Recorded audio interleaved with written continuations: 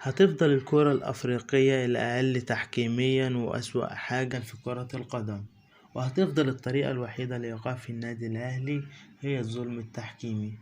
هنتكلم عن كورة عطية الله وضربة جزاء الشحات في قانون كرة القدم تحت بند أخطاء وسوء السلوك.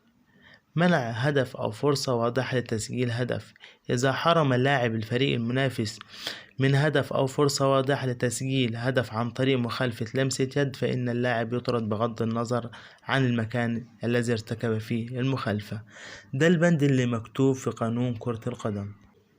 يعني لعبة يحيى عطية الله لاعب الوداد كارت أحمر مباشر في الدقيقة 78 والنتيجة كانت 2-0 للأهلي، ودي كانت سبب كبير ان الوداد يرجع، بغض النظر عن انه لو اللاعب الطرد الاهلي كان يقدر يتقدم في النتيجة. بعيد عن الكور اللي ضيعها كهربا والاهداف السهلة والاستهتار اللي حصل منه. تاني اسم هيلعب مباراة النهائي هو تسيمبا اثيوبي. في كشف عمرو فهمي الله يرحمه كان الحكم ده اكتر حكم حصل بسببه مشاكل واتهم بالرشوة اكتر من مرة. نسيت اقول لك الحكم ده قاعد في كازابلانكا من شهر مايو، واخر ماتش له هيعتزل، يعني يقفش من هنا يدي البطولة للوداد. هنسيب من التحكيم والاخطاء التحكيمية بغض النظر عن الكرة اللي عملها الحكم المساعد وانه كان عاوز يمنع هاني من لعب رمي التماس. هنخش على تحليل المباراة. بدأ كولر المباراة بتشكيلة كاملة بأفضل عناصرها بشكل 4-3-3 عشان ينفذ أسلوبه اللي هو بيحبه من ضغط بطول الملعب، وهو الضغط السريع جدا. ولعب بثلاثة نص ملعب مميزين جدا في الافتكاك، بارز فيهم في الشوط الأول مروان عطية جدا في التدرج والاستخلاص، وديانج اللي كان بيوفر لك إنه بيسترجع الكورة في مكان فأدناه بمنتهى السرعة. وبس ما قدمش كرة اي حاجة فنية تانية تذكر، وهي دي الجملة الوحيدة اللي كان عايز يلعب عليها، وهي انه يقطع الكرة من الوداد في نص ملعبه عشان يقدر يضربه وهو مش متمركز ومتكتل في ال18. وده كان كافي للاهلي انه يعمل خطورة توجد بجول. كان فريق الوداد مش متمركز وما كانش فيه رقابة بشكل واضح جدا. وما ننساش انه اللي عمله حسين الشحات في الهدف الاول او التاني يذكر، وانه حسين الشحات اي لاعب مكانه في الاهلي ما كانش هيعمل اللي هو عمله. الوداد نفس اسلوب اللعب خارج ملعبه، تكتل ومحاولات بائسة للهجمات المرتدة، ما ظبطتش غير من شوية لخبطة فردية من هاني وفي كورة لعب بين معلول وعبد المنعم وانقذها شوبير.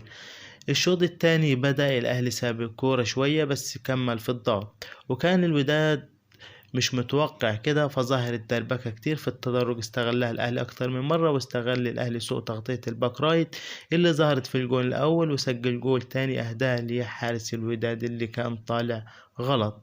بدأ يحاول الوداد يوصل لمرمى شوبير بمحاولات فردية واعتماد تام على سوء التغطية العكسية في العرضيات. وبتبدأ مرحلة جديدة للأهلي في اللعب بالوينج بول، فظهر نص ملعب أو خط دفاع الوداد ووصلت بكورة لكهربا كانت قادرة تحسم المباراة والفاينل، لكنه يحطها بشماله سهلة للحارس بالتزامن مع تحركه. وهناك كان فيها هجمات باهتة للوداد بس برضه بيقدر يوصل له بكورة هي كانت تسلل بس شكلت خطورة كبيرة.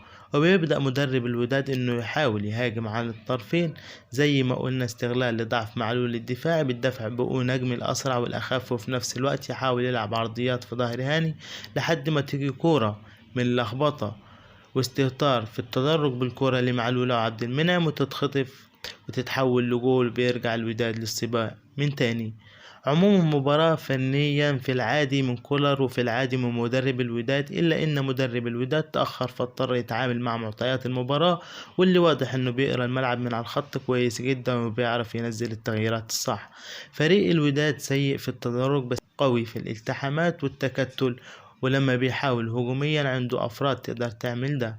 فرقة الأهلي كولر معلمهم الضغط كويس بس في لحظات ما بتكونش بإيد أي مدرب من ضعف شخصية لاعب لسوء تقدير الكرة، بالإضافة لأن الاثنين باكات الأهلي سيئين جدا في التغطية والمواجهات الفردية تحت أي شكل من أشكال الضغط الهجومي. الحكم كان ضعيف جدا وفي قرارات كتير هنا وهنا كانت غريبة. زي ما قلت مباراة ما فيهاش كلام فني كتير، لكن فيها حالات تحكيمية جدلية أكتر.